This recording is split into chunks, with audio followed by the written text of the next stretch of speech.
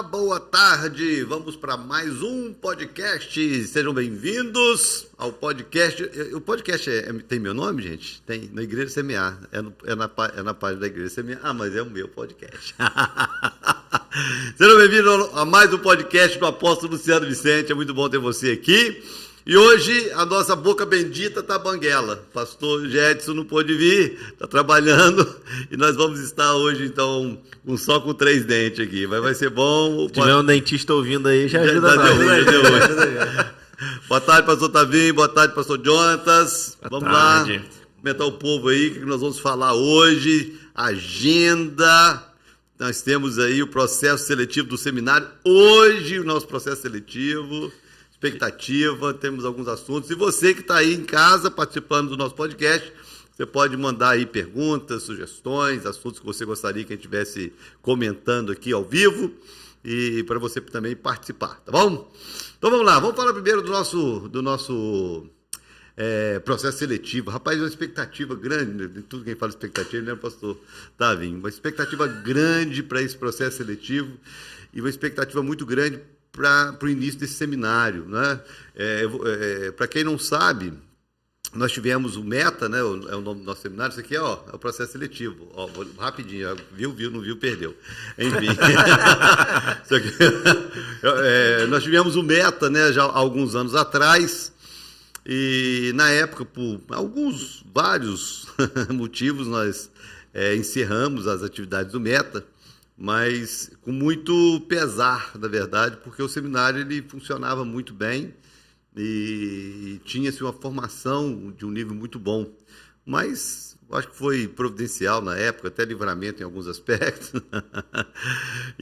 Mas o sonho ele sempre se manteve vivo, né? Sempre se manteve vivo. E a gente está percebendo que agora é o momento ideal para nós voltarmos, né, com esse projeto de termos o nosso seminário teológico. E agora com a equipe renovada, a gente com a cabeça, o coração diferente, então com expectativa grande. Quem vai estar mais à frente disso aí vai ser o pastor Jonatas e o nosso futuro pastor Daniel Rafar. Fala para nós aí, pastor Jonatas, qual a expectativa aí desse processo seletivo e qual a expectativa aí para o seminário aí, Fábio? A expectativa está enorme, né? Assim, sem contar que, além de ser, né, uma data muito especial, a gente terminar no ano da maturidade, começando um seminário teológico. É verdade, é verdade. Que é algo que, nem sei se o senhor chegou a pensar nisso, não, propositalmente. Não foi de Deus mesmo, mas não teve esse planejamento, não. Foi Deus mesmo que fez. E a gente não tem como buscar amadurecimento, maturidade, se não for buscando aprender mais, né? E a gente tem ouvido muito sobre isso, sobre amadurecer internamente para estar apto a viver tudo aquilo que Deus tem. E a gente está começando aí agora, recomeçando esse projeto que foi o seminário, que a igreja já teve há anos atrás, e a gente está tendo hoje aí o nosso primeiro momento de processo seletivo. Muita expectativa, a gente tem vagas limitadas, e a gente já excedeu o número de inscrições de vagas. É mesmo? Excedeu. Que bom. O pessoal, estou vendo que está animado, está interessado, quer aprender, quer mergulhar realmente na palavra de Deus. E a gente vai ter uma provinha hoje. Eu acho que está simples, mas vai poder... A gente vê isso, o pessoal está... Eu acho legal... Eu acho legal que tem algumas pessoas que elas já se paralisam só em pensar no processo seletivo. Né? Isso é legal no sentido de assim, como que a alma das pessoas se revelam. Né? Às vezes, pessoas que demonstram até uma segurança e conhecimento, tal, até uma certa vaidade em alguns aspectos, mas quando fala do processo seletivo ligado à Bíblia, aí já fica com medo, já desiste, antes sequer de tentar, né? As perguntas são muito simples, mas de fato, né, como diz aqui, como já viu aqui o nosso pastor Tavinho, tem umas pegadinhas, pastor Tavinho. Tem pegadinha? Tem. Vou dar uma dica. Prestem atenção nas perguntas. A minha filha resolveu falar sozinha, conselho, sua doida. Ela está querendo pegar o lugar do pastor Jetson, eu acho. Sai daí, ô maluca. Tal do celular, você tem vontade própria. Já percebeu que você está falando de um assunto, de repente, De repente você entra na rede social e começa a aparecer aqui. Doideira, eu acho que a gente não tem mais privacidade, não. Nenhuma. E a gente pode falar disso depois, tem uma coisa interessante de falar. Fala a dica aí que eu pedi a dica. Fala aí. Então, prestem atenção nas perguntas. Boa Só noite, isso. pessoal. Só isso. Prestem atenção, a prova tá bacana, né? Prestem atenção na pergunta. Mais na pergunta do que na resposta. Mais na pergunta do que na resposta. Se a pessoa prestar atenção, a própria prova já é o início do treinamento teológico. Porque uma das coisas que a gente precisa é prestar atenção naquilo que a gente lê. É verdade. É o básico. É verdade.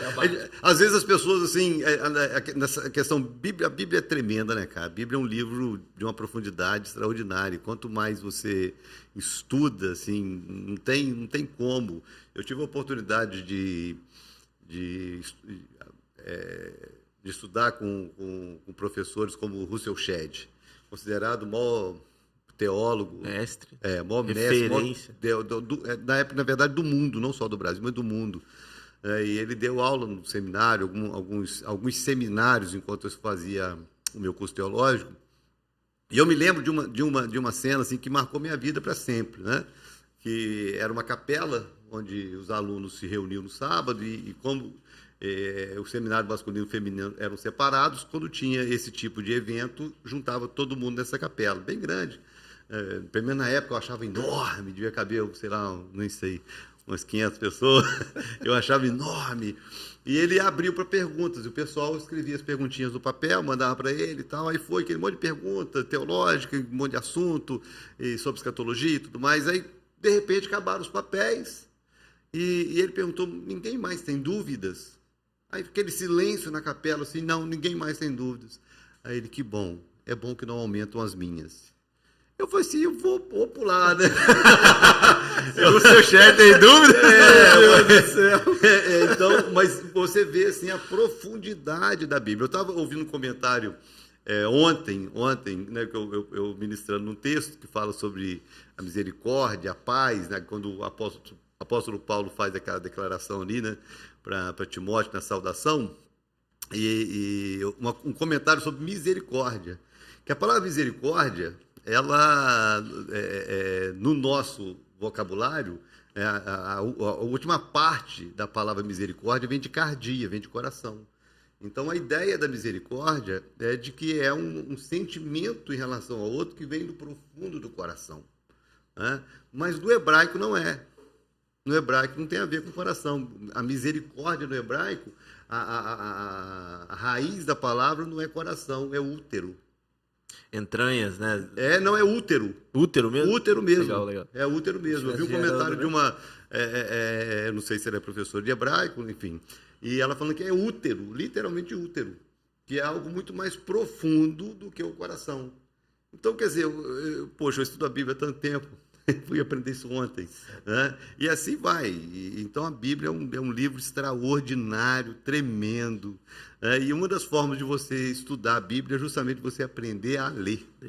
E a Bíblia, por ser, né, um livro sagrado, a gente entende que é a palavra de Deus e a gente tem que ter toda uma reverência e entender também que ele vem com muito contexto de milênios e tal. Então tem toda uma maneira de você respeitar o texto, ler o texto, aprender o texto. Por isso que o seminário é tão importante. Muito importante, muito importante. E fascinante também. É fascinante. É importante entender que essa reverência não é ao livro, porque tem gente que tem reverência ao livro. Não, a idolatria ao livro, né? Coloca um altarzinho na sala dele ali, né? Falta pouco, né, acender uma velinha ali para poder uma reverência ao livro. Não é ao livro, mas é ao conteúdo, é a mensagem. Essa reverência é a mensagem. Eu pessoalmente, eu já vi até pais, às vezes, que fazem determinadas brincadeiras usando versículos bíblicos, piadas usando versículos bíblicos. Eu nunca gostei. Eu reprovo, na verdade, tal prática, porque, de alguma forma, você está vulgarizando algo sagrado. O texto sagrado, a Bíblia sagrada, ela é a palavra de Deus, ela precisa ser reverenciado. O livro você pode riscar, você pode fazer anotações do jeito que você quiser, né? Eu tenho Bíblia lá em casa que ela está soltando a capa já de tanto que foi usada, né? Mas o conteúdo, né? O teor da palavra de Deus precisa ser reverenciado. E a verdade é que quanto mais a gente conhece, mais a gente reverencia. Uma outra experiência assim, que eu me lembro do seminário, eu tive um outro professor, ele era doutorado em linguística dos Estados Unidos, e ele foi responsável pela tradução da Bíblia para os índios do Brasil. Se eu conseguir lembrar o nome dele, eu vou falar.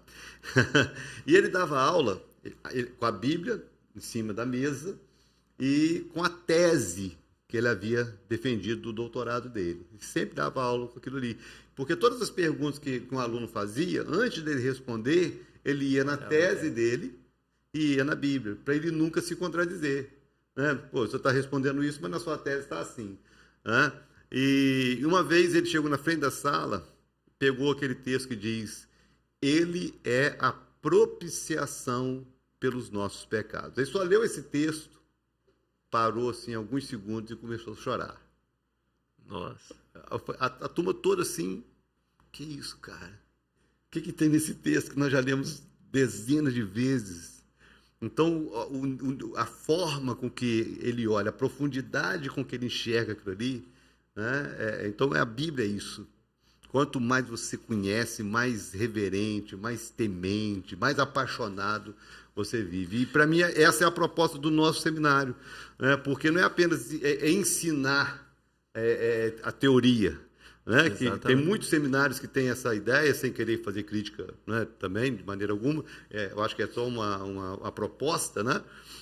De ensinar a teologia em si, mas eu acho que uma proposta nossa, além da teologia, gerar essa paixão no coração de um aluno, para que ele seja apaixonado pela Bíblia e apaixonado pelo Deus da Bíblia. Eu acho que essa é a função do seminário, né? A gente formar pastores, pastoras apaixonados pelo reino. Eu acho que essa é a ideia. Estava até conversando mais cedo com o Isaac, falando sobre, né, as propostas que a gente tem de criar algum tipo de conteúdo, tal, gráfico, assim, para apresentar o seminário.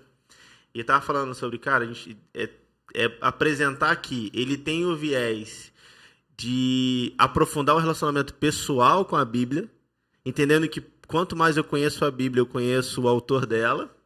Então, é essa paixão que o apóstolo está falando, e preparar para a vida na igreja também. Porque a gente sabe que o servir já é muito bom, mas quando você é capacitado, você consegue servir com muito mais entendimento, base, entendimento. E... Eu, quando eu fui para o seminário, porque tinha gente que questionava, né? E eu achava um barato. Eu lembro que quando a primeira semana de seminário, meu seminário, eu com 20 anos, 1 ano e meio de convertido, e cada aluno tinha que dar o seu testemunho, né, de conversão e o testemunho de chamada. E eu ficava ouvindo assim, os caras, não, porque Deus, tinha uns doidos, né, uns viajantes. Eu lembro de um cara, coisa que a gente não esquece, já tem mais de 30 anos, a gente não esquece. O camarada foi dar o testemunho dele, porque ele foi parar no seminário, o nome do seminário era Betel. Aí ele falou que ele saiu assim para orar ao ar livre e tal, e ele orando: Jesus, para onde eu vou? O Espírito Santo fala comigo. Aí de repente uma cabra, bé! E a cabra repetiu bé, aí ele entendeu que era Betel. Ele foi para o seminário. E ele deu esse testemunho, cara.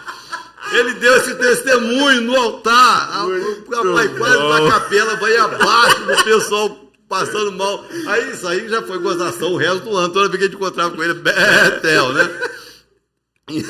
Então tinha esses viajantes assim, e tinha aquelas pessoas que contavam mesmo experiência de anjo que apareceu, de revelação e tudo mais. E quando chegou a minha vez, eu não tinha nada disso. Eu simplesmente ardia no meu coração.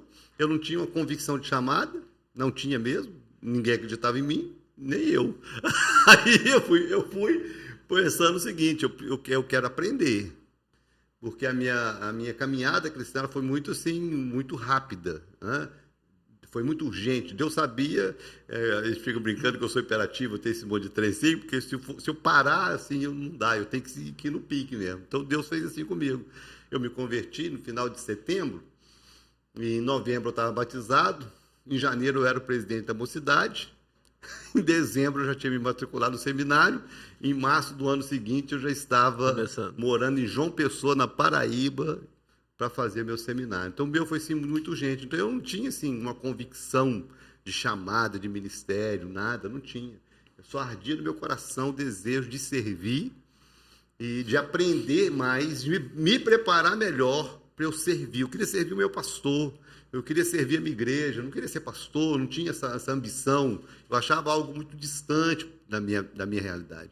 Mas foi essa a minha motivação. De fato, poxa, se você tem uma chamada, você tem que fazer um seminário. É imprescindível. Não tem como você querer um ministério e você não se preparar para ele.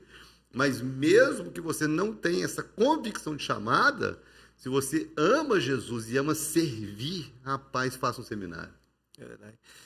Eu me lembro de uma palavra que o senhor falou comigo uma vez. Eu queria fazer um curso. Não sei se o senhor vai lembrar, faz muitos anos. E eu vim conversar com o senhor para saber o que o senhor achava e tal. E o senhor virou para mim e falou assim: rapaz, faz conhecimento, ninguém tira de você. Ninguém tira. E o seminário, o conhecimento da palavra de Deus, é o que faz a pessoa amadurecer na vida. Né? É verdade. Em todas as áreas. A gente consegue amadurecer em todas as áreas através da palavra de Deus. É verdade. Muito bacana. Eu lembro da sua sabatina, que eu dei uns apertos nele. Nossa, quem se eu não dá aperto, né? Pelo amor de Deus. Eu fui dar um aperto nele para perguntar quais os livros que ele estava lendo e tal. E ele falando, não, eu me dedico muito à leitura bíblica e tal. E eu motivando, não, rapaz, é importante. Leia livros, devocionais, livros de estudo e tal. Mas desde o início, desde a época da sabatina, antes de ele ser consagrado ao ministério pastoral, ele tinha essa paixão. E eu gosto de ler a Bíblia, eu gosto de ler a Bíblia. É bacana. Eu tenho lido alguns livros aí. Não, a gente percebe, né? Não. A gente percebe. Quando o camarada sobe para pregar, vocês percebem se ele leu ou se ele não leu, né? Ele tá lendo um livro bom aí, rapaz. Cara. Lá do Stand de Luz. Comprou com a gente lá. Sempre abençoa. Você tem que fazer mais propaganda do Stand de Luz aqui, cara. Trazer livros, toda semana trazer um livro. Eu prometi trazer no último e esqueci de trazer hoje. Trazer pra gente apresentar aqui, porque é selecionado, não é só vender livro, né? Isso é importante. Eu achei legal o projeto de vocês do Stand de Luz, já mudamos teu assunto aqui, né? Já. Tem uma pergunta teológica que eu acho que vale a pena voltar depois. E tem a ver aqui com o assunto, porque você vai em livrarias e tem lá... O interesse é vender, é dinheiro, é só o comercial. Então, tem todo tipo de produto na prateleira, né? Dos bons e dos ruins, às vezes dos melhores aos piores mesmo, porque tem uns que só Jesus na causa, né? Isso tanto na questão literatura, mas na questão musical também, tem uns que é só a graça de Deus, né? Mas vocês não, vocês tiveram esse cuidado de selecionar títulos que, de fato, abençoam, né? A nossa ideia, até o nome Estante de Luz, era assim, o que da nossa estante a gente acha que as pessoas precisam ler? Então a ideia era essa, o que a gente já recebeu e falou assim, nossa, isso o mundo precisava conhecer. E aí a gente surgiu a ideia. A partir daí. A partir daí. Na verdade, de um livro específico, que foi o Movido pela Eternidade, do John Bevere, que a gente ficou apaixonado pelo conteúdo, mexeu muito com a gente. A gente falou assim, não, a gente precisa compartilhar isso com as pessoas. E aí já tinha um sonho de alguma forma, começar algum tipo de empreendimento. Aí a gente juntou e realmente foi um projeto que realiza principalmente por causa disso. É você chegar para alguém e falar assim, poxa, me indica um livro que eu preciso nessa área ou naquela área. E aí você tem um livro e fala assim, cara, pode ler porque isso aqui me abençoa, vai te abençoar. E aí a pessoa lê depois e fala, caramba, mexeu comigo, mudou minha vida. Isso é sem palavras. Para quem ama ler, sempre quer encontrar gente que lê. Também, é verdade. Para conversar. E a gente entendeu o seguinte, vamos então implantar a cultura da leitura nas pessoas. A partir de livros que vale a pena. A nossa cultura brasileira não tem essa motivação, né? Infelizmente não tem. O Dr. Rousseau Shedd, ele foi diretor da editora Vida Nova. Durante muitos anos, da editora Vida Nova. Ele nunca lançou um livro, nem aqueles livros de estudo, aquelas enciclopédias inteiras, aqueles comentários inteiros. Nunca lançou um livro sem ler, todos eles, e sem fazer algum comentário. Então, tinha livro lá que tinha um comentário dele, assim, ó, na página tal, tem tal comentário que eu discordo, por causa disso, do autor, assim. Mas ele lançava, né? Mas ele colocava as observações dele. A importância do livro, o senhor teve o privilégio de ter o Rousseau Shedd perto. Eu não. muito longe da minha realidade e, infelizmente, ele faleceu alguns anos atrás. Mas, por exemplo, a minha visão escatológica hoje é por causa do livro dele, que eu li, ele falando sobre a escatologia do Novo Testamento, e aqui dali trouxe para mim um entendimento muito mais profundo que eu tinha. Eu falei, não, eu creio nisso aqui que está aqui. Mas você traz o autor para perto. É verdade. Você traz uma... Eu não tenho acesso, talvez, a grandes autores, mas que eles disponibilizam o que eles têm através de um livro. Isso é maravilhoso. E a gente tem essa oportunidade e abre mão, às vezes, porque não tem um hábito que tem que ser construído. Tem que ser construído. E a gente tem a oportunidade. Disciplina. Todo culto de missões, né? A Estante de Luz está aqui. Exatamente. Não é? De as pessoas poderem ver ali os livros, até pegar mesmo uma indicação com você, né?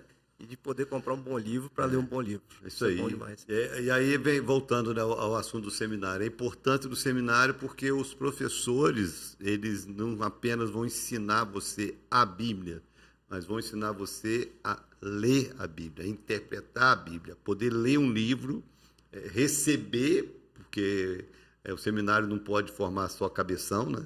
Tem que formar cabeção com coração, né? Isso aí eu aprendi desde de muito cedo, porque tem essa disparidade, né, no mundo teológico. Alguns seminários que vai só teologia, só conhecimento. Aí o cara, às vezes, com cabeção, ele sabe discutir tudo que está na Bíblia, mas o coração, às vezes, longe de Deus, longe das almas, longe da vida, né? Então, a ideia do seminário é que os professores plante o conhecimento e, acima de tudo, ensine o aluno a estudar. Porque o seminário termina com 3, 4 anos, ele termina, né? E depois você vai ter que continuar estudando a Bíblia o resto da vida. Mas como estudar a Bíblia? Como que você vai ler um texto, interpretar o texto? Como que você vai ler um livro que vai falar com você, mas você ter esse conhecimento bíblico para poder passar num filtro, passar numa peneira também, para você não ficar bebendo, comendo heresia, né? Porque o que mais... Que doideira, né? O tal da heresia, a gente pensa que é coisa assim do passado. Cada dia aparece um doido falando que precisamos reescrever a Bíblia, coisa parecida. Não sei se foi o senhor que falou, o senhor citou alguém, mas é verdade. Toda heresia, ela parte da Bíblia. É uma leitura errada, sem temor, e talvez... Às vezes nem é por um erro intencional, mas por uma falta de conhecimento de ler e fazer a interpretação correta daquele texto. Aí nasce uma heresia. Falando sobre o seminário rapidinho, porque o senhor falando, e isso mexe muito comigo, assim, principalmente que estou envolvido aí na construção, é que é lógico que a gente vai incentivar e vai tentar construir, né, ajudar os alunos a desenvolver um pensamento teológico. Lógico, é a ideia. Até porque a gente está prezando por fazer algo de qualidade. Então, a gente vai falar de assuntos que vão mexer com a cabeça, vão levar a pensar teologicamente. Isso é importante. Mas sempre com o coração pastoral, entendendo que todos, antes de sermos teólogos, somos ovelhas de um pastor que é o Senhor, somos parte de uma igreja, fazemos parte de uma realidade em que precisa... É aquilo que o Senhor sempre fala comigo, né? Que precisa fazer com que o meu pensamento teológico seja comunicado de forma simples. Então, tudo isso a gente vai ver no seminário, equilibrando tudo isso, para que o coração esteja em chamas. O conhecimento, né, ele não pode minar a fé, ele tem que fazer a fé crescer.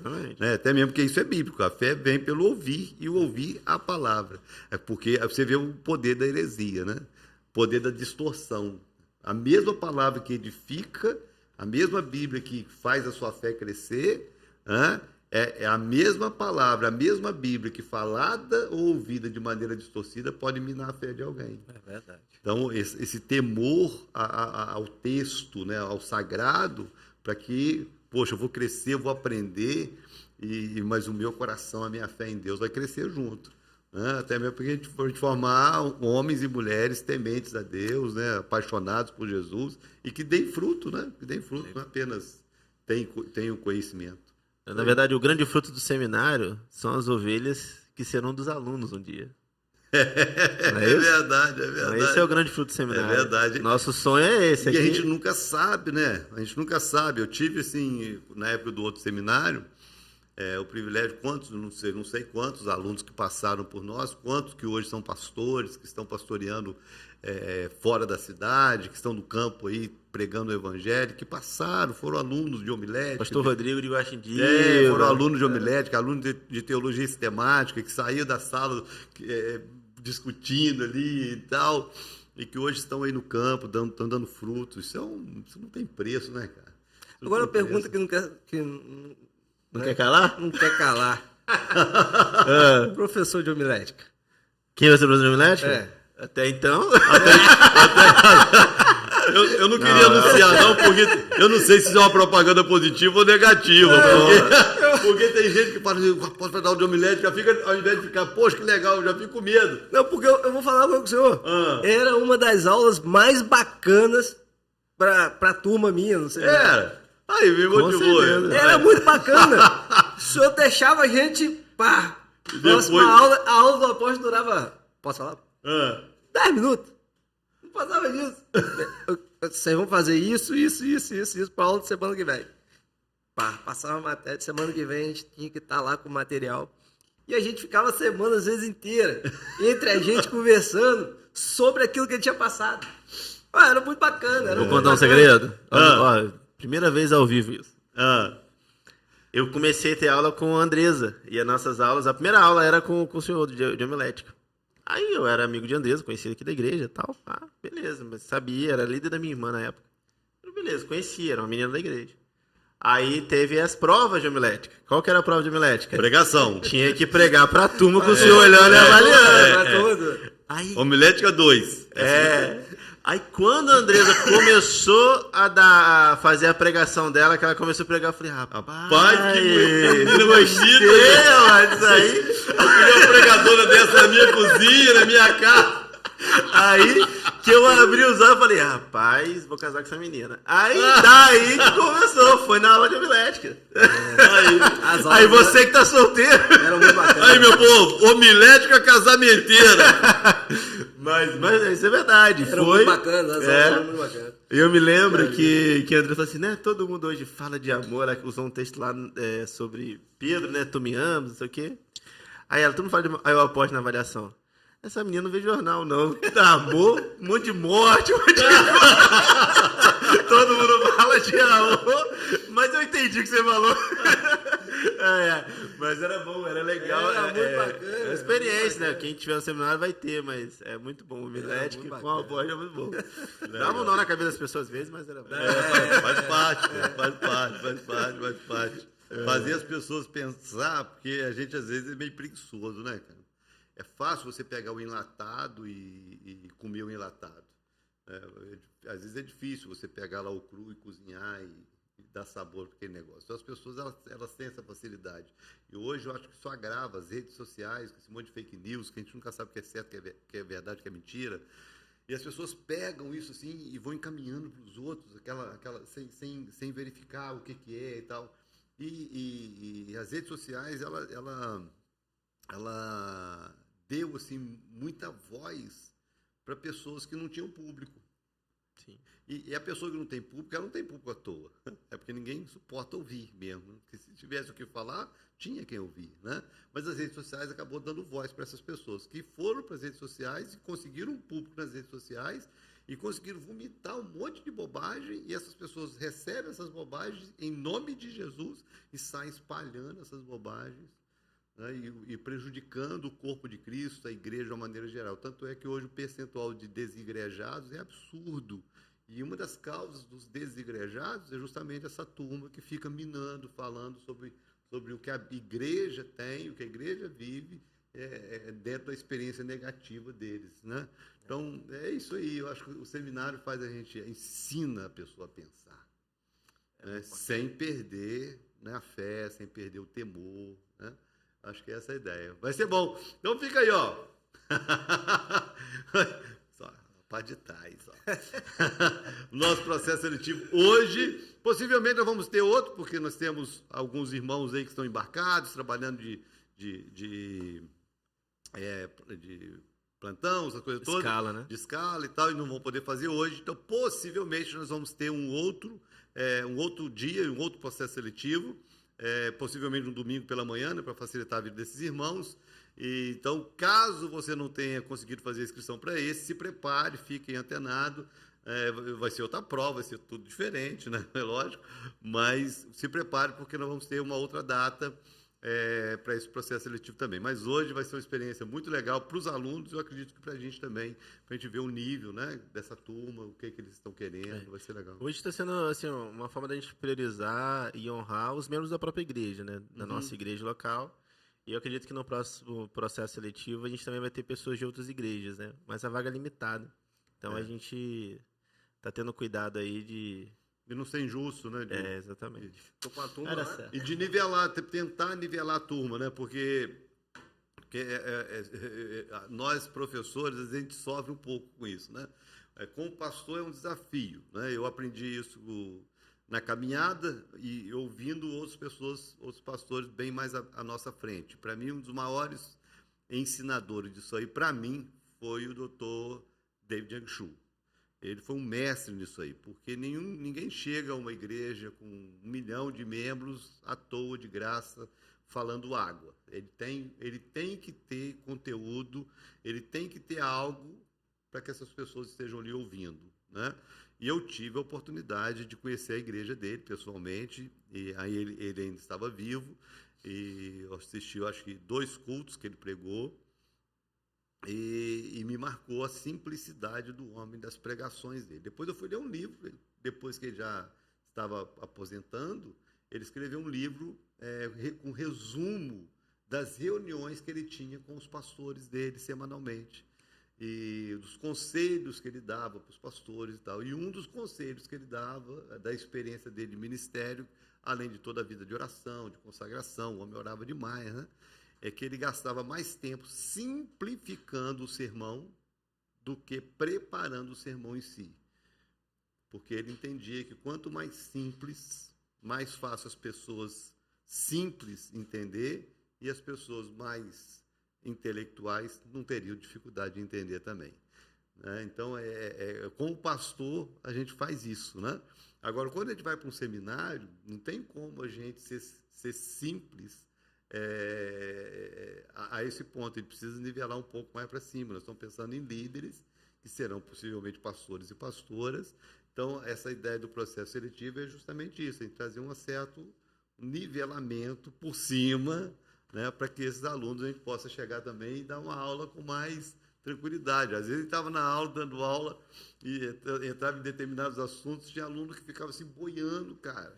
Você falava assim, determinados nomes bíblicos, termos bíblicos, a pessoa nunca tinha lido a Bíblia toda.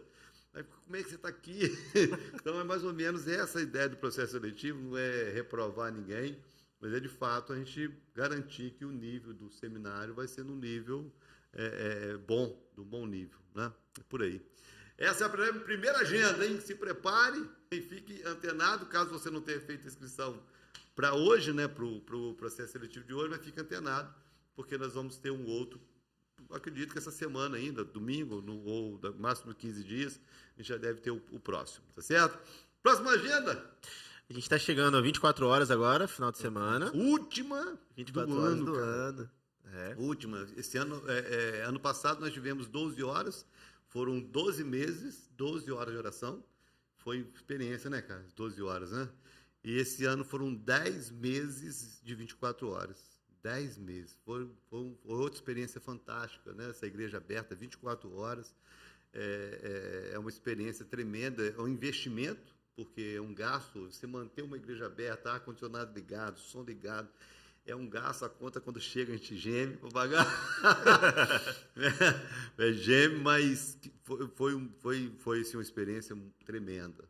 Tremendo. E tudo que a gente fizer a partir de agora até o dia 31 vai ser o último do ano, né? Último culto de missões, últimas 24 horas, e começa com as 24 horas, sábado, começa às 9 da noite, e fica um convite. Às vezes a gente convida as pessoas, a gente fica convidando a igreja o ano inteiro, né? Você que não veio, poxa, é a última oportunidade. Se você não vier essa, você não tem mais esse ano a oportunidade de participar de uma 24 horas de oração. Né? E tem aquela turma que só vem no culto de domingo à noite, ele não vai mais nada na igreja. Se Jesus voltar assim... 15 horas. Possivelmente ele vai ficar para trás, porque ele só está pronto para o culto de domingo à noite, né? Que doideira esse negócio. Mas aí fica aí o convite, o despertamento, vem orar. Se você não puder passar a noite, passe a tarde, passe a manhã, mas venha orar, venha buscar Deus. última 24 horas de oração, e a gente vai estar intercedendo, né? Acho que nós estamos vivendo um momento muito delicado. Eu não estou com a camisa do Brasil por causa da seleção brasileira, porque ganhou o jogo hoje. Isso aqui é em homenagem a todos os manifestantes que estão na frente dos quartéis, que estão nas ruas, que estão protestando contra a injustiça da eleição, contra a roubalheira da eleição, contra essa porque hoje não tem como a gente colocar como suposição, não, porque são ditados verdadeiros. Quem não deve, não teme. A Bíblia fala que quem é da luz vem para a luz. Então, se eu não tenho o que temer, eu não tenho o que esconder. Então, quando o Supremo começa a esconder coisas, esconder código-fonte do Exército, como é que pode? Dos fiscais, do povo? Por quê? Então, quem não deve, não teme. Se estão escondendo, então tem sujeira aí, né? E dão todos os motivos para a gente desconfiar da integridade deles. Né? Essa é a verdade. Infelizmente, isso é uma tristeza muito grande para nós como brasileiros, né? Porque uma autoridade, para chegar no Supremo, devia ser uma pessoa de um nível de integridade tão grande que deveria ser, de fato, assim, irrepreensível socialmente. Alguém que a gente olhasse e admirasse como alguém irrepreensível. Infelizmente, os nossos magistrados hoje nos dão todo o direito de desconfiar da integridade deles, do caráter deles e das atitudes que eles têm tomado. A própria controvérsia deles, você ouve vídeos do Barroso, exemplo, né, de alguns anos atrás, ele falando que a Lava Jato era essencial, que houve, de fato, o crime eu vi o vídeo dele hoje. Houve crime na Petrobras, houve crime no Correio, houve crime no Banco Central, houve crime no BNDES, tudo foi crime, que houve roubalheira mesmo de gente que devolveu não sei quantos milhões, e agora ele está aí negando tudo. Então, a própria controvérsia, você percebe que não são pessoas dignas de confiança. Então, a bandeira, a camisa aqui não é em homenagem à seleção brasileira, né? Por mais que a gente brasileiro, ficou feliz, ganhou o jogo, que legal, mas não é. Isso aqui é uma homenagem para você que está na frente do quartel, está na frente dos quartéis do Brasil, você que está pegando o ônibus para ir para Brasília, né, para protestar, para se manifestar. Esse é um dos maiores direitos da democracia, que é a manifestação pública e pacífica.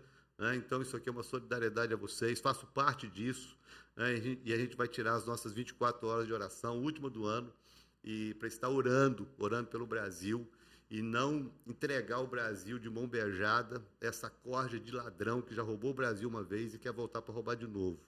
Né? E eu ainda creio, espero que isso aconteça em paz, mas a forma com que a história está desenrolando, a gente deve ter um certo receio, temor, porque não acredito que vai ser em paz, pela arrogância do Supremo, pela covardia da Câmara e do Senado, ou parte da Câmara e do Senado, que não se manifesta, que não se posiciona, principalmente os presidentes da Câmara e do Senado. Eu acho que nós nunca tivemos pessoas tão covardes, à frente de casas tão importantes para o Brasil, para a democracia do Brasil, tão covardes, tão comprometidos como os que nós temos hoje.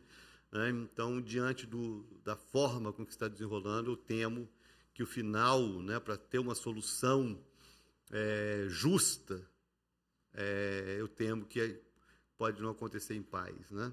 Então, nós vamos estar aqui nas 24 horas de oração orando, sim, orando pelas famílias e orando pela nossa nação. Dá, assim, um sentimento muito grande de revolta, né? Muito. Gente, sentimento de revolta. Você vê que foi comprovado, né, da última a Lava Jato, que o cara roubou, foram devolvidos milhões, não só ele, né, como eu vi um vídeo uma postagem da Damares, 18 pessoas, né, da transição dele fazem parte, foram envolvidos, condenados. Alguns devolveram o dinheiro. E agora estão lá na transição. Eles não estão nem aí pro Brasil e nem respeitar o povo, cara. Eu vi agora, antes de vir pra cá. Aquele cara do dinheiro na cueca, o cara faz parte da transição. É uma vergonha. Tava do lado lá na hora do discurso do... Aquele dos 52 milhões lá do Gedel, né? Também, essa turma toda, cara. Não, e assim, um descaso com até mesmo a vontade da população. Eu fiquei sabendo agora que o Haddad tá cotado para ser ministro da Fazenda. O cara foi um péssimo prefeito de São Paulo, perdeu a eleição para presidente, perdeu a eleição para governador. Que brasileiro Não, que é esse cara? Em que posição? Não, e Nenhuma. ele tem uma sabatina, uma entrevista que ele participa, não lembro qual jornal, que alguém pergunta para ele sobre economia, ele diz, não, eu não entendo nada de economia, na verdade eu fiz só para poder pegar o diploma, coisa parecida. Ele mesmo diz que ele não entende nada de economia. Aí você perde um Paulo Guedes para botar... É brincadeira, é brincadeira. Revoltante, revoltante. Mas nós não vamos entregar... hoje eu temo, assim, por ver uma lentidão muito grande no desenrolar desse processo. Eu temo, pela frieza, e talvez, não sei se estou fazendo a leitura errada, mas uma indiferença daqueles que poderiam fazer alguma coisa, inclusive o próprio Exército. Estou achando o Exército muito apático diante das manifestações, né? Mas, se continuar assim, eu não acredito que o povo vai voltar atrás, não, cara. Esse povo não vai voltar atrás. Eu acho que eles mexeram com o povo de uma maneira geral, mas com duas categorias assim que deviam ter um pouco mais de respeito. Uma é o agro. O agro é que faz esse país andar, né? O agro faz o Brasil andar. O agro foi responsável pelo PIB positivo desse ano e tudo mais, né? E mexer com o agro é um risco muito grande para a economia do país, né? É um gerador de riqueza do país. E o outro público assim, que eles mexeram, que eu acho muito complicado, são os caminhoneiros, cara. Por dois motivos. O caminhoneiro é que faz a comida chegar no prato. É eles que fazem o combustível chegar na bomba. É eles que fazem o Brasil funcionar. Né? E é um povo que a gente sabe que não tem muito medo. O cara que sai de casa e fica 15, 20, 30 dias na estrada, né, que paga o preço que paga por uma profissão dessa, esses caras não têm muito juízo da cabeça, não, né? Eles não têm, não. Então, eles estão mexendo com gente, assim, que eu acho que não vai Tem dar... disposição. Tem disposição. E o povo brasileiro está demonstrando um amor pela nação, um patriotismo, cara. Eu fico emocionado. É lindo de se ver. Uma palavra aqui. Se você ainda não foi em frente a um exército na sua cidade, ao tiro de guerra, vá, cara. É emocionante, cara.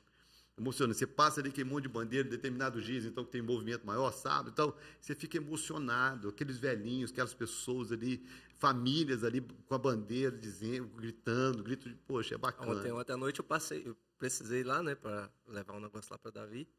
Aí eles estavam orando, né, pelo Brasil, pela nação, e as pessoas todas em fileira, assim, lateral. Todas elas com a bandeirinha na mão, vestido, orando, com a camisa. Né? E não é por causa da seleção brasileira, não, é por causa de uma nação. Por causa da nação. E o que é mais bacana, cara, que eu vejo, assim, que a maioria das pessoas que estão ali, elas não precisam estar ali, cara. São pessoas que já estão aposentadas, que já têm uma vida feita, elas não estão ali brigando, pensando nelas, não. Cara. Às vezes o empresário que... Empresários, que ele sai da empresa dele para ir para vai, lá. gente ele não precisa estar ali, ele está ali brigando por algo que é além da necessidade dele, ele está brigando pelo país, por uma geração que está chegando aí e que não tem noção do risco que corre, né? Não tem noção. Essa falta, né, de informação, de conhecimento, a gente falando de conhecimento, né, no início, mas a falta de conhecimento das pessoas, ficar só recebendo informações dilatadas sem questionar, tem formado assim, uma geração muito... difícil até arrumar um termo, mas chega ao nível da imbecilidade, né? O cara defender socialismo, o cara defender comunismo, gente, é um nível assim, muita falta de conhecimento. Eu estava pensando, quais os países comunistas que nós temos hoje? Que eu me lembro, assim, a China, Sim. é um ditador. Que está tendo manifestação lá agora. E lá eles prendem, matam e ninguém fica sabendo, né? A China, Coreia do Norte, Fechada. Completamente que é totalmente fechada, ninguém pode sair, ninguém pode entrar. Eu lembro que nós participamos de um projeto para mandar arroz para a Coreia do Norte, porque o pessoal estava lá passando fome, porque aquele tampinha, aquela bombinha de duas pernas, aquele anãozinho demente, Ele gasta o dinheiro todo do país para comprar arma. Vocês estão rindo? Os bastidores rindo ali. Ele gasta o dinheiro todo do país comprando arma e o povo passando fome. O povo morre de frio. E apontando a arma para a Coreia do Sul. E apontando a arma para a Coreia do Sul, que é um país livre. Né? Então, outro país comunista. Tem um ditador à sua frente. O outro país comunista, é que nós temos que Cuba, bem perto da gente, Cuba. Cuba é fechado, os bairros são fechados. Você não pode sair do seu bairro. Eu estava conversando com o pastor sobre isso, ele falou assim, você não pode sair do seu bairro, os bairros são monitorados. Então, teve essas manifestações há um tempo atrás, a mídia não mostra as manifestações, por quê? Porque o exército não conversa. Eles matam, eles agridem, eles prendem, simplesmente porque você está ali manifestando. Né? Um outro país aí bem perto da gente também, que é a Venezuela, que é a maior reserva de petróleo do mundo, e hoje um dos países mais miseráveis da América do Sul, é o mais miserável da América do Sul e um dos mais miseráveis do mundo. E que se manter do jeito que está, vai caminhar para um comunismo fechado também. Vai estar indo para o mesmo caminho. Né? Também é dirigido por um ditador. Né? Então a gente vê que esse socialismo, defendido, ele existe nesses lugares. Como é que uma pessoa, é isso que você quer para o seu país, cara? É isso que você quer para o seu país? Não é possível que você quer isso para o seu país. Coisa boa, cara. Você quer passear, você entra num carro e passeia. Você quer viajar, você quer sair do seu país, você monta no avião aqui, vai para a Europa, você vai passear. Você fazer parte de você não poder sair, cara. Você perder a sua liberdade. Eu conheço um cubano e eu conversando com ele agora há pouco tempo. E ele contando um pouco. Ele saiu de Cuba, né, veio para o Brasil, já está há alguns anos no Brasil. E ele falando que a filha e a mãe dele ainda mora lá porque ele ainda não conseguiu trazer para cá. E ele falando que a filha, ela precisa entrar na fila para comprar comida de madrugada, sem ter, com dinheiro, às vezes, sem ter a certeza que ela vai conseguir chegar na hora dela lá na fila e comprar ter comida para ela. E ele falando que aquilo lá é o terror. Aí na época, né, de Lula e Bolsonaro, aí eu virava para ele e falava assim, e aí, você vai votar em quem? Ele, Lula nem pensar. Eu peguei um táxi. Doideira. Eu peguei um táxi, eu e minha esposa pegamos um táxi em Portugal, aí o motorista era venezuelano. A minha esposa, muito curiosa, perguntou para ele assim, é verdade? Porque a gente fica ouvindo essas coisas assim, falei, não é possível, cara, isso é invenção, o povo não está comendo cachorro nada, isso é mentira, né? Isso é um negócio muito isolado. Isso não é assim. Escandaliza. Essa multidão que está fugindo aí para o Brasil, aí, isso é só um... Né? Aí ela perguntou, rapaz, senhor, é verdade isso? Aí ele, assim, com a voz meio embargada, já um senhor, falou assim, é verdade. Eu ainda tenho família lá, eu tinha imóveis, eu tinha bens lá, hoje não vale nada e as pessoas não têm o que comer. Minha família está lá e não tem o que comer. Então, é verdade, isso não é brincadeira não, cara. Não é brincadeira não. Agora, você imagina um país como o Brasil, uma das coisas lindas do Brasil é justamente essa liberdade, esse país enorme, você está aqui e você pega um carro, você vai para a Bahia, você vai para onde você quiser. Você pensou você perder essa liberdade de ir e vir, de fazer um churrasco, poder comer? O povo da Venezuela está querendo matar o cachorro. Se esse trem começar aí, eu vou ter que guardar meu cachorro mais bem guardado.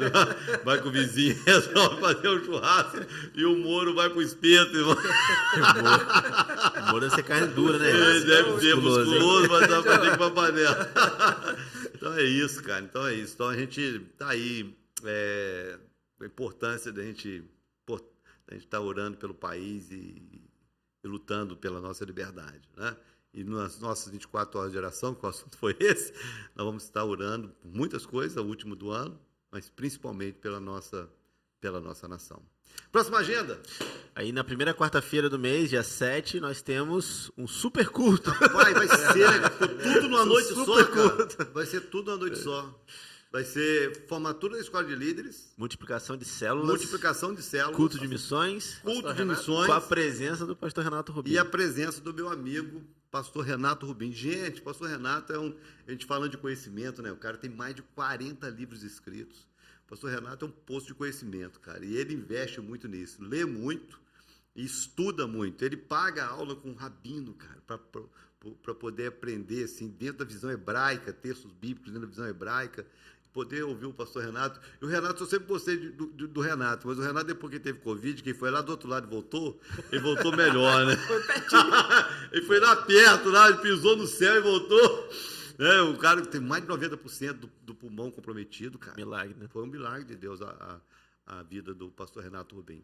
Então, ter o pastor Renato com a gente aqui é sempre um presente, vai ser uma noite extraordinária. Você põe na agenda aí, dia 7 de dezembro, última quarta-feira. Primeira quarta-feira de missões, último culto, primeira quarta-feira, o último culto de missões do ano de 2022. Próxima agenda.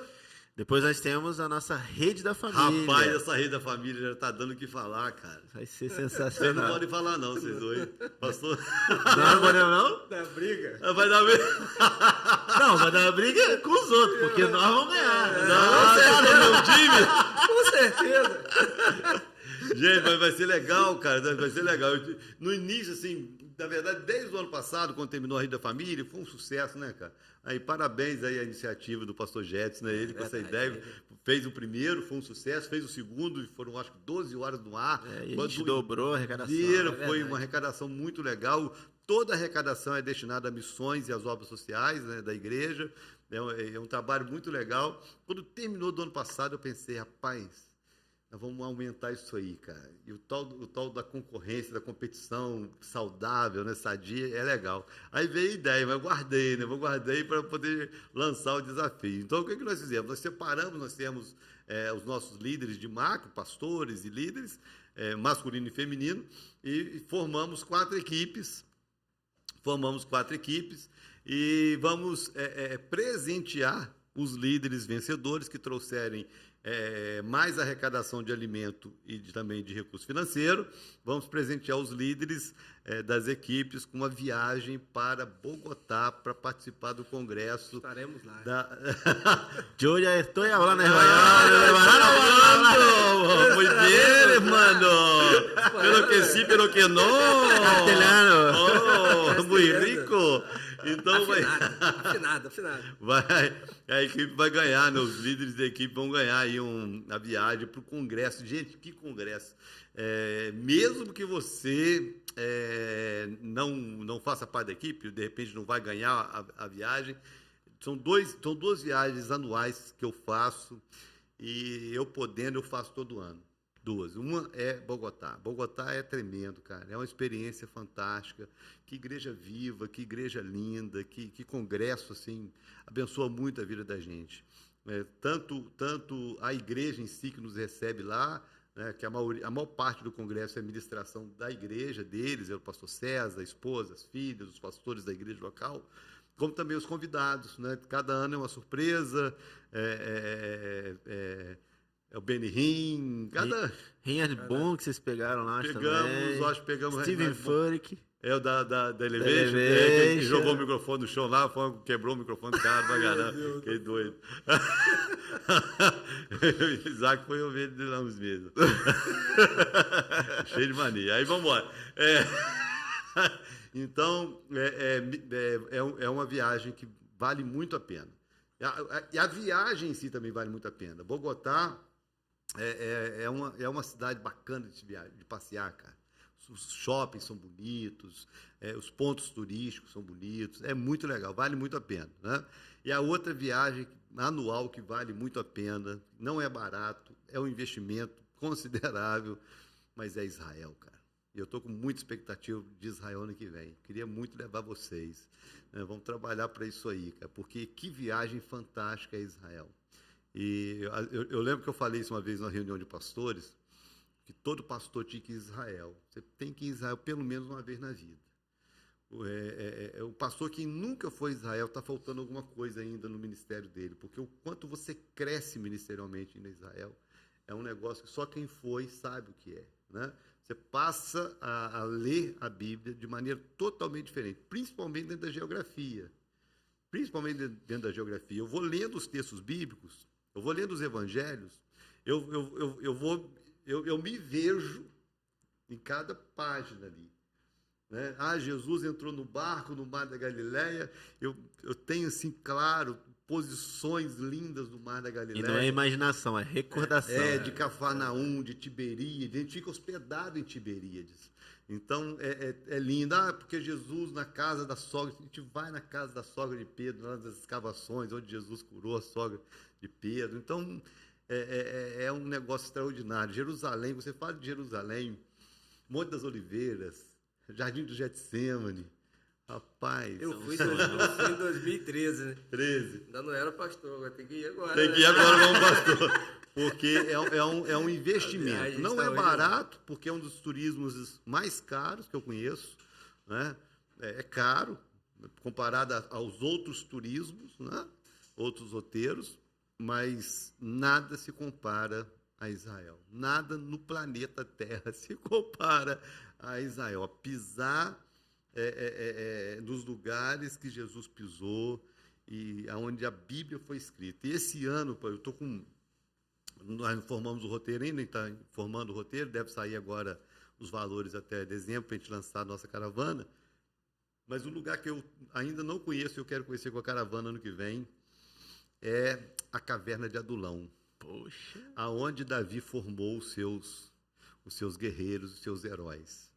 Os valentes. Os valentes de Davi. Eu já passei perto várias vezes, mas nunca fui à Caverna de Adulão. E ano que vem eu vou colocar isso no roteiro. E se preparem, gente, porque é um lugar assim, onde Deus forma heróis, onde Deus forma valentes, onde Deus forma pessoas que vão fazer diferença na geração deles. Tem uma unção ali, cara. Tem um negócio em Israel que eu vou para Israel sempre pensando nisso. Jesus curou alguém aqui. Tem uma unção ali, cara. Tem uma unção. Quando você vai no tanque de Betesda, tá lá as escavações, é só escavação, mas você entra ali, cara. Tem uma graça de Deus ali, cara. Você falou de Siló uma vez também? Rapaz, Siló é um dos lugares assim, onde a presença de Deus, eu acho que é um dos lugares onde a presença de Deus é mais assim, mais impactante, cara. Quando você chega no lugar onde o tabernáculo ficou por 400 anos, aí você chega ali para orar. Eu orei lá com os meus filhos, orei por eles lá, e é impossível você não sentir a presença de Deus, ou você não se emocionar no lugar daquele. Samuel foi gerado ali, cara. Foi ali. Você tem que ir, você tem que ir só estando lá. E eu estou falando aqui, vem a minha memória certinho o lugar, a marcação das pedras, onde o tabernáculo ficou, como é que descobriram o lugar, que é recente, é um lugar novo, né? Escavação nova que foi descoberta recentemente. Então, é fantástico. São 2 viagens que valem muito a pena. E quem ganhar, então, aí Aí da família vai para Israel. Quem ganhar a competição vai para Bogotá. Mas sabe-se lá o que nos espera, né, para a gente poder ir para Israel também. Ir para Israel. E mais o que, gente, nós temos de agenda aí? Bom, a gente vai estar em Guarapari dia 17. E meu povo aí de Guarapari, Igreja Semear de Guarapari, pastor Narciso, Adriana, família Semear de Guarapari, vamos estar chegando aí com a caravana, um ônibus, alguns carros também, para a gente ministrar de volta para casa. Espetáculo de volta para casa lá, dia 17. Vai ser uma grande festa, inauguração do templo novo deles. O espaço novo.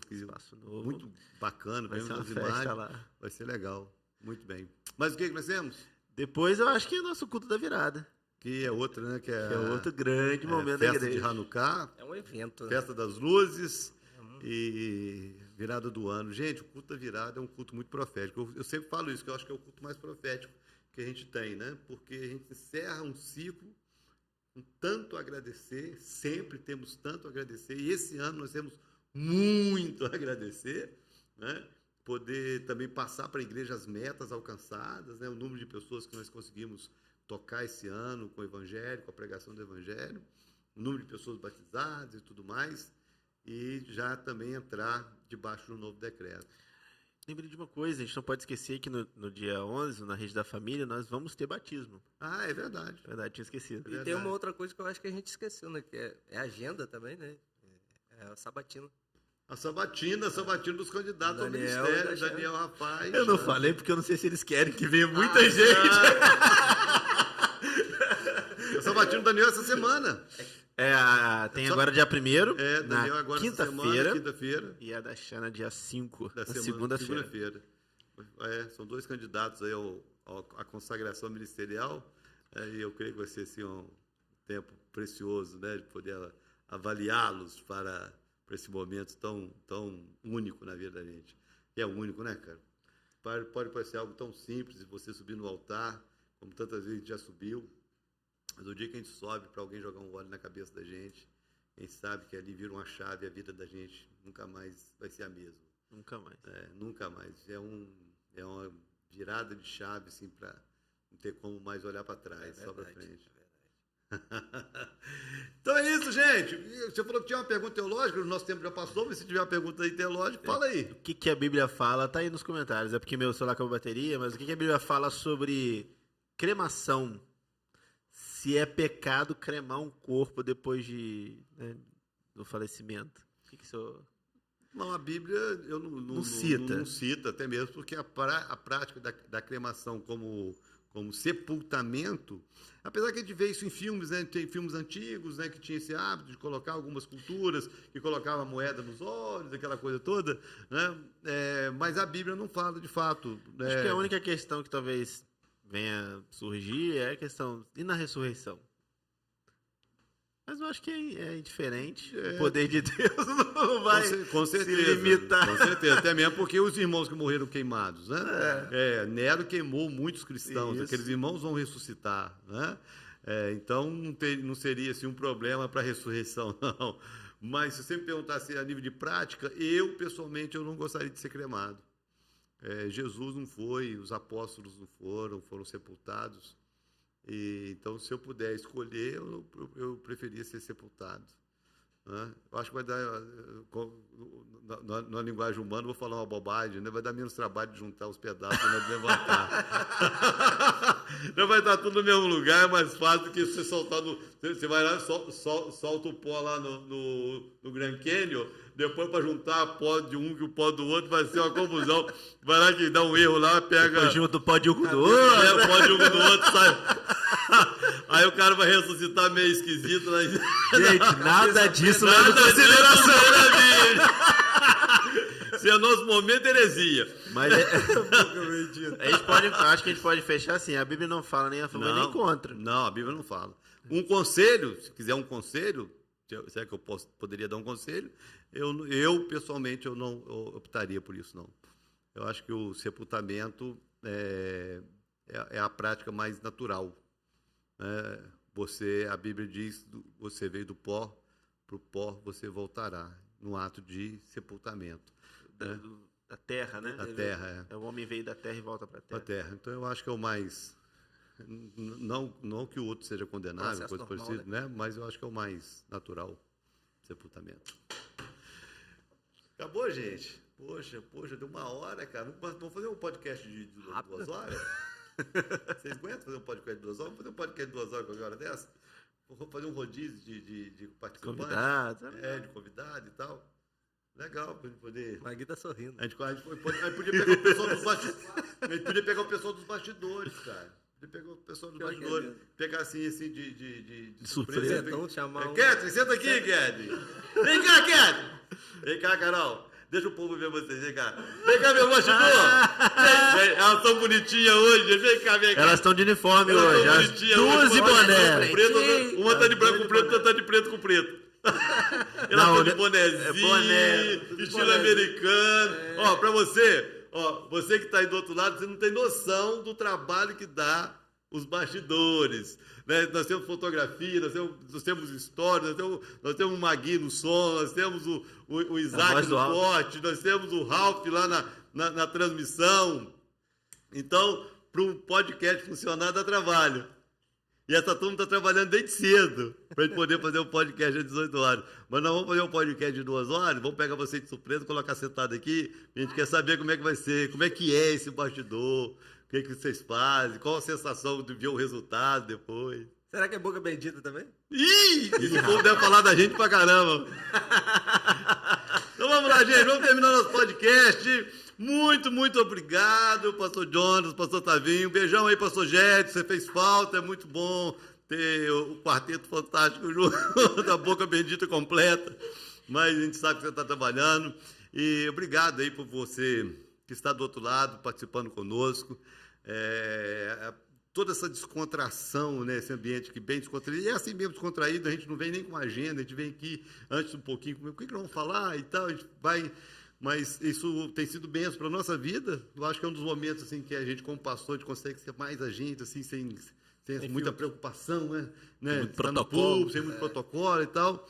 E eu espero que também seja bênção para você que está do outro lado, né? Que os nossos posicionamentos, as nossas opiniões, né, sejam, de alguma forma, instrução para você. Tá bom? E você que vai participar do processo seletivo, daqui a pouquinho a gente se encontra. Tá certo?